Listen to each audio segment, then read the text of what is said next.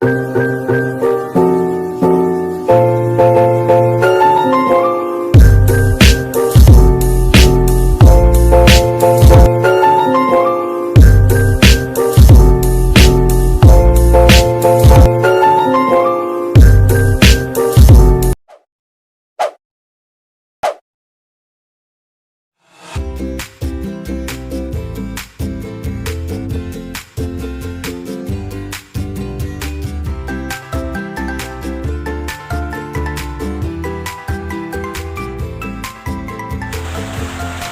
jawaban kelompok 1 ini juga sekaligus menjawab pertanyaan kelompok 2 karena pertanyaan dari dua kelompok ini mirip tentang bagaimana cara mendidik anak untuk sholat di usia dini dan bagaimana agar anak bisa sholat atas inisiatifnya sendiri tanpa perlu dihukum.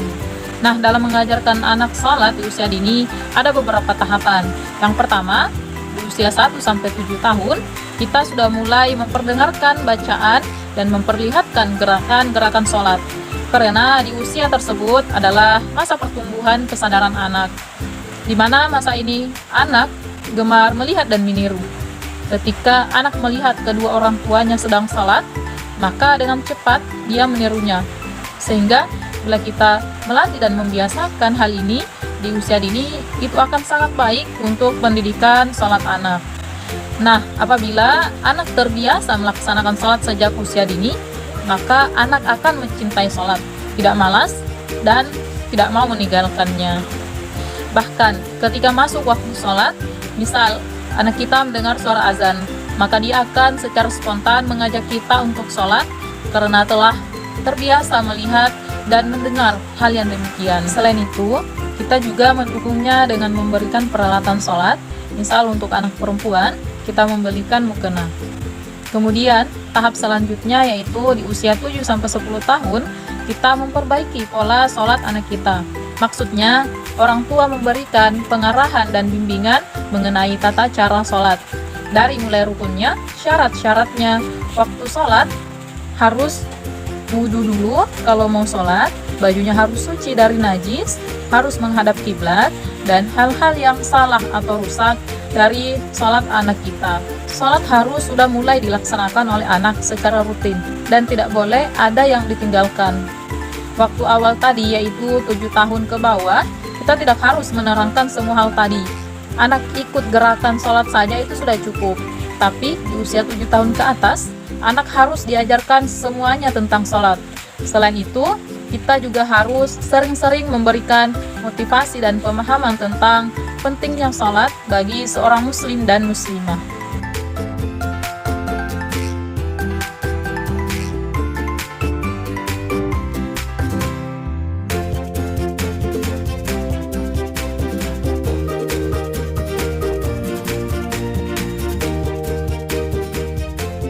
Salah satu cara agar anak kita terbiasa dengan masjid adalah dengan membawanya saat kita ke masjid.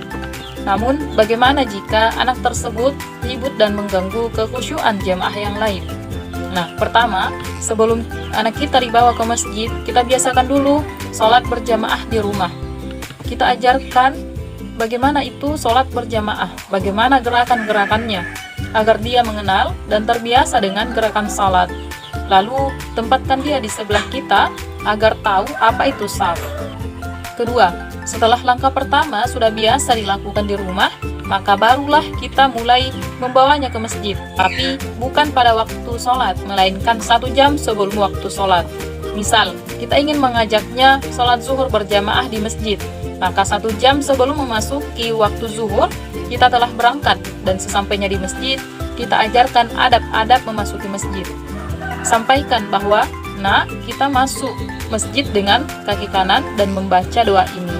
Di dalam masjid, kita perkenalkan yang mana wilayah laki-laki dan yang mana wilayah perempuan. Mana wilayah yang boleh dan tidak boleh ia masuki. Misal, yang tidak boleh ia masuki adalah tempat sholat imam. Dan nanti saat sholat, barisan akan lurus, rapi, dan bagus. Kita tidak boleh keluar dari barisan sampai sholat berjamaah selesai ya. Kita sampaikan dengan lemah lembut sampai anak paham, dan pengulangan beberapa kali pun tidak apa-apa. Jika kita membiasakan anak ke masjid dengan cara yang benar, insya Allah anak tersebut tidak akan mengganggu kekhusyuan jamaah yang lain. Dan semoga anak-anak kita menjadi anak yang senang dan terbiasa dengan masjid.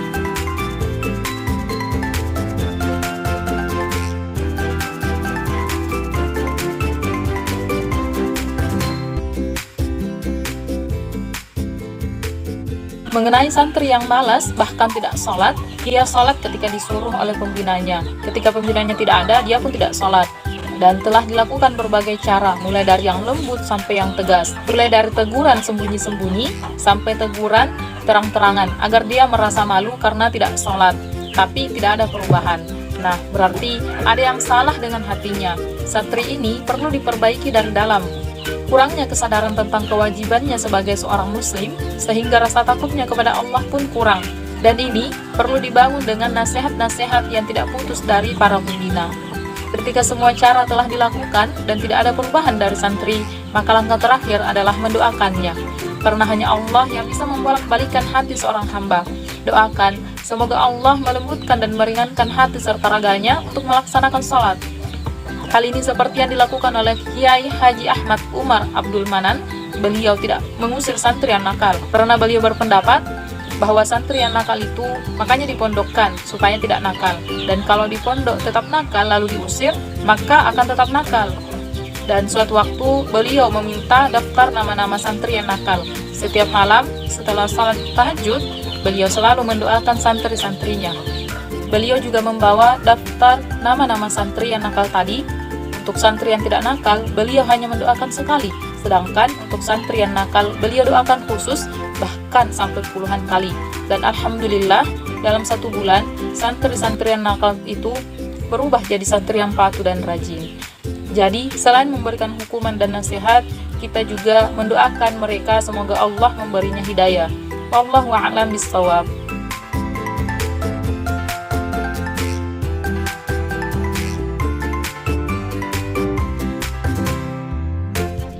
Jadi, yang disyariatkan dalam masalah memukul anak yang tidak sholat yaitu pukulan yang tidak melukai, tidak membuat kulit luka, dan tidak membuat tulang atau gigi menjadi patah. Pukulan sebaiknya dilakukan di bagian punggung atau pundak dan semacamnya. Hindari dari memukul wajah anak, karena diharamkan memukul wajah berdasarkan larangan Nabi Muhammad SAW. Pukulan hendaknya tidak lebih dari 10 kali. Tujuannya semata-mata untuk mendidik anak dan tidak lebih dari itu.